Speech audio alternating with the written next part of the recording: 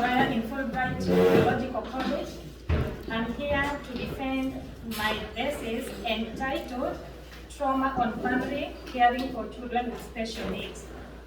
I will start by introducing my topic, whereby I'll say that parenting a child with special needs, it's a journey that demands a lot of sacrifices, a lot of effort, and a lot of love, which comes and get the family unaware.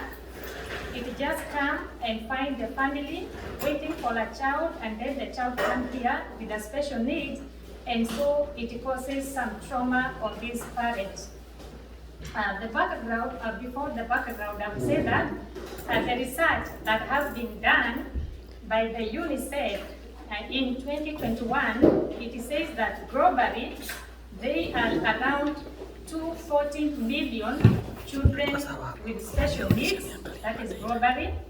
And another research that was done by Center of Diseases Control and Prevention in the year 2022 May, it says that 1 out of 6 children in America are living with either severe or minor special needs.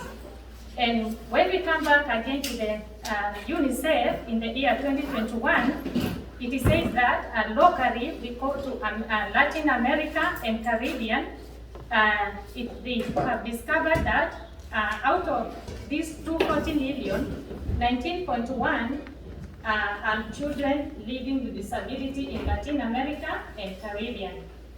The background of my study is based on America. I know it's a large area to cover, but since this my research was done online, it was a bit easy to cover the entire of America. When we come to the problem statement, I would say that traumatization among American families caring for children with special needs, it is becoming a great problem that needs to be addressed urgently. Wow, and then I come to my objective. My main or broad objective is trauma among families caring for children with special needs. And then I have come with 4 specific objectives. Objective number 1 is psychological trauma that is this family are undergoing and its effect. My objective number 1 is social trauma that these families are experiencing when they are caring for their children with special needs. And objective number 3 is financial trauma facing these families as they care for their special needs kids.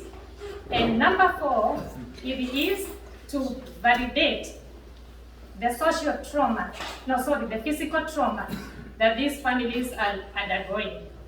And then when we come to my justification, I will say that the purpose of this study is to justify the raising trend of children with special needs and the impact that is being there in the families. When I come to the scope of my study, I will say that there are several types of trauma that these families are meeting, but I've just come to take 4 of them, that is the scope. And the first one will be psychological, number 2 is financial, number 3 is social, and number 4 is physical trauma. Those are the ones that I'll be dealing with in my study. Then I come to my limitation. I said that my study has been taken online, and online data correction is a weakness whereby it limits the area, and beyond the area, it limits the really feeling, because I was not able to go and meet this person or these people, the family one-on-one, because if I would go and meet them and talk to them, I would learn more of the trauma, because I can get what we call non-verbal cue or body language.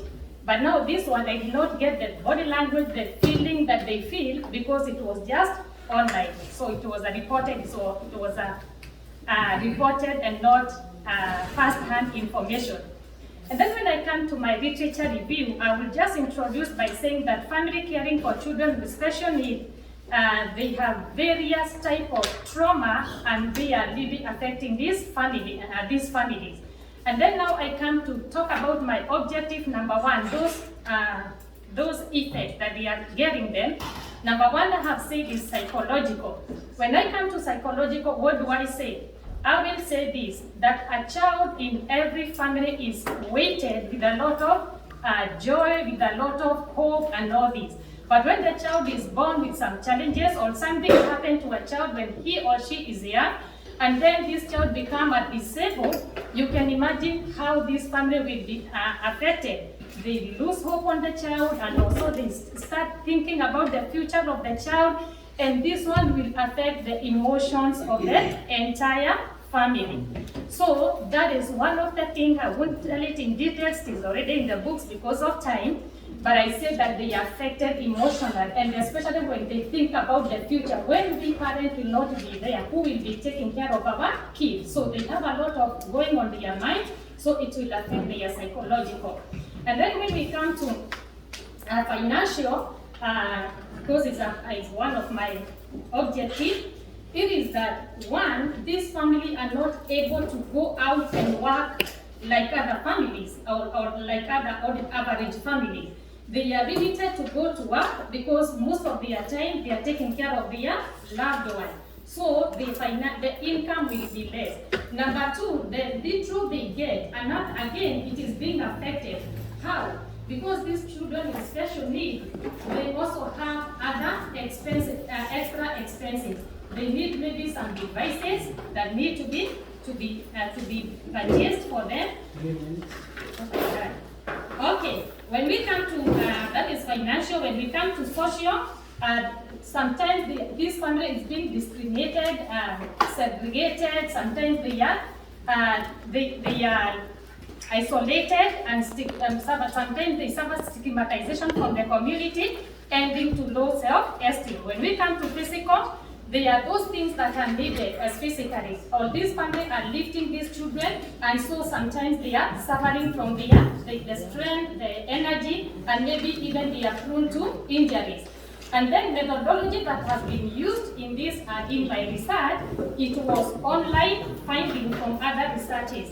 And I have come up with some percentage that on the psychological part of it, the research has taken about, the references has taken about 30%, finances has taken about 20%, social has taken about 20%, but finally physical, the references has taken about 30%. And then the conclusion, my conclusion is, we have seen, or the research has seen, that these families, surely they are going under a lot of traumatization, and it is so stressing to bring up children with special needs.